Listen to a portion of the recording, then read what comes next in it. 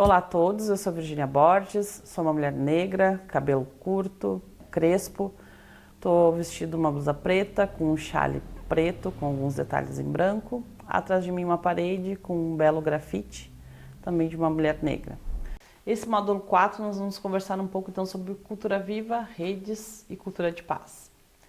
Importante que a gente já conversou um pouquinho sobre cultura viva, é lembrar que a cultura viva ela é uma política cultural de base comunitária que parte do princípio da participação, reconhecimento das ações culturais exercidas por cada um no seu território de forma espontânea e sistemática. Então, nessa primeira aula, eu gostaria de dizer para vocês que, independente da gente estar tratando aqui de uma política cultural, falando sobre cultura viva, a gente tem que partir do princípio que a cultura já existe. Então, uma política ela só reconhece as ações exercidas, feitas pela comunidade cultural em todo o território nacional. Dessa forma, é importantíssimo entender que a gente não produz cultura isoladamente. Nós existimos num território e a partir dessas relações de troca, solidariedade e apoio mútuo é que as nossas ações culturais elas aparecem e comunicam aquilo que a gente tem a transmitir para a comunidade. Uma pergunta importante nesse processo é a gente entender quem faz parte da rede de sustentabilidade da nossa comunidade.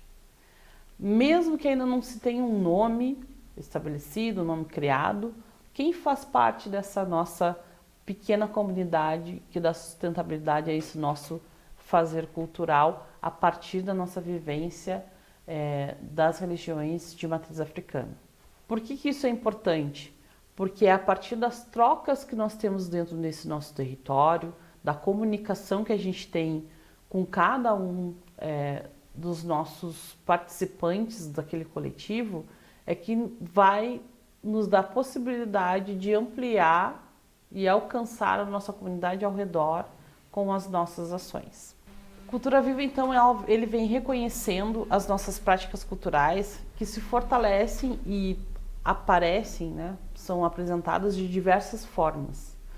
A partir da comunidade de terreiro, a gente tem pequenas ações que podem se traduzir como ações culturais que representam a nossa vivência enquanto comunidade de terreiro.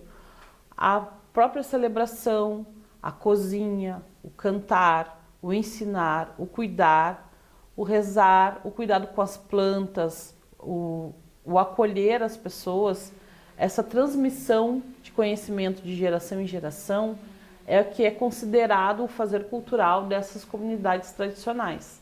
E a partir desse reconhecimento pelo Estado brasileiro da potência que essas ações têm dentro dos territórios, porque essas ações de cuidado, de ensinamento, elas transcendem a própria existência dos terreiros e fazem reverberar dentro da comunidade do entorno. Porque o cuidado que é feito por quem exerce a doutrina religiosa dentro dos terreiros, ele acaba alcançando a comunidade, muitas vezes, do entorno, que não tem acesso a outros tipos de cuidado, procurem esses espaços como um respiro, como um espaço de guarda e de salvaguarda da existência comunitária daquele grupo. Então, nos povos tradicionais de terreiro, a cultura não se separa, melhor dizendo, da vida cotidiana. Ela organiza o tempo, fortalece os vínculos comunitários e preserva a memória ancestral.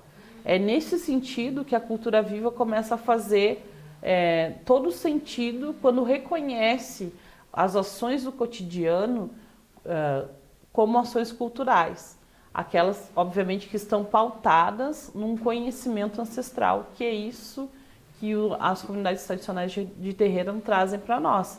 É esse acúmulo de conhecimento ao longo do tempo que nos permite nos reconhecer, nos fortalecer e existir a partir da replicação, vamos dizer assim, de todo esse conhecimento ancestral com as pessoas que ali estão constituídas naquele momento dentro daquele terreiro.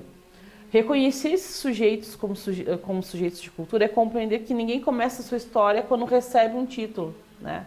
O Cultura Viva ele não está percebendo ou dizendo que a partir deste momento, né, da certificação de um ponto de cultura, que as pessoas existem, ou que aquele coletivo existe culturalmente. Ele só está reconhecendo uma prática cultural de muito tempo, de muitos anos, trazida de geração em geração e que fala muito sobre a constituição comunitária daquele espaço. É dessa forma que a gente consegue produzir dentro da comunidade conhecimentos, valores e práticas que constituem patrimônio coletivo, né? Então esse processo que passa pelo rito da religião de matriz africana, ele estabelece uma série de valores e patrimônio coletivo que transcendem essa vivência religiosa e acabam moldando a forma como as pessoas se colocam dentro da sua comunidade e conseguem transmitir e fazer outras ações enquanto indivíduo.